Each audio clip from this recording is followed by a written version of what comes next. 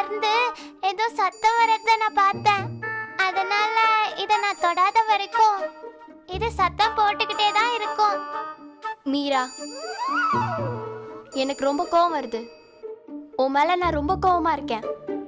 எவ்வளோ கோவம்னா இப்பயே இந்த லேப்டாப் எடுத்து கீழே போடலாம் போல இருக்கு. மீரா, வா, கண்ணை மூடு, என்கிட்ட இதை கொடு. இப்ப நீ தூங்கு, தூங்கு.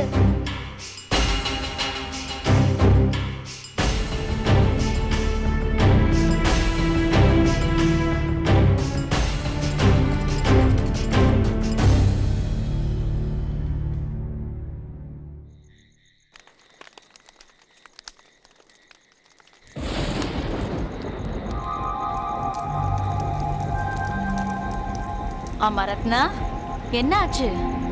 மின்னல் அடிச்சதுக்கு நீ ஏன் பயப்படுற? அத்த, மழை அதிகமா வரும் போல இருக்கு. அப்புறம் மக்கள்லாம் நிறைய அறுவடை பண்ணி வச்சிருக்காங்க. எவ்வளவு பத்திரமா வச்சாலும் ஒருவேளை பெரிய மழை வந்து அதெல்லாம் அழிஞ்சு போயிடும். நமக்கு வியாபாரியும் கிடைக்க மாட்டேங்கிறாங்க. ரத்னா, நீ எதுக்குமா கவலைப்படுற?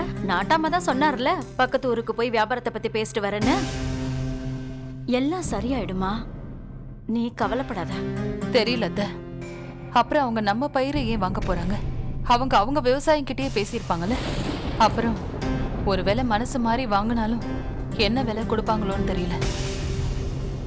ஊர்ல எல்லாரும் ரொம்ப பயப்படுறாங்க அத்த. அவங்க என்ன பேசிட்டு இருக்காங்கன்னா, ஜனங்களுடைய வேலை, கல்யாணம், காட்சின்னு எல்லாமே நின்னு போயிடும்னு. எனக்கு ரொம்ப கவலையா இருக்காத. நம்ம பயிர்களை யாரு வாங்க போறாங்கன்னு தெரியல, யாரு உதவி பண்ண போறாங்கன்னு தெரியல. ரத்னா, கடவுள் எல்லாத்தையும் பார்த்துப்பார், நீ கவலைப்படாத. நீ வா.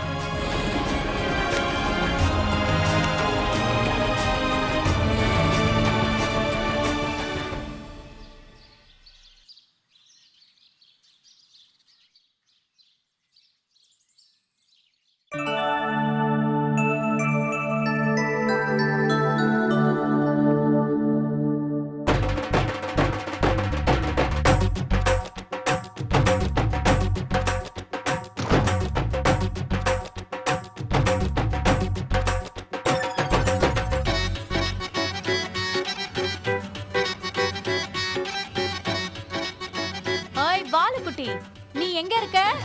இன்னைக்கு நீ ஸ்கூலுக்கு போலியா? ரன்வீர் உனக்காக ரொம்ப நேரமா காத்துட்டு இருக்கான். சீக்கிரமா கீழே வர போறியா இல்ல அவனை மேல அனுப்பி வைக்கட்டா? குண்டு பாட்டி, இதோ வந்துட்டேன். படி இறங்கிட்டே இருக்கேன். நான் என் ஸ்கூல் ஃப்ரெண்ட்ஸ் எல்லாருக்குமே இந்த கம்ப்யூட்டரை காட்ட போறேன். எல்லாரும் பார்த்து சந்தோஷப்பட போறாங்க.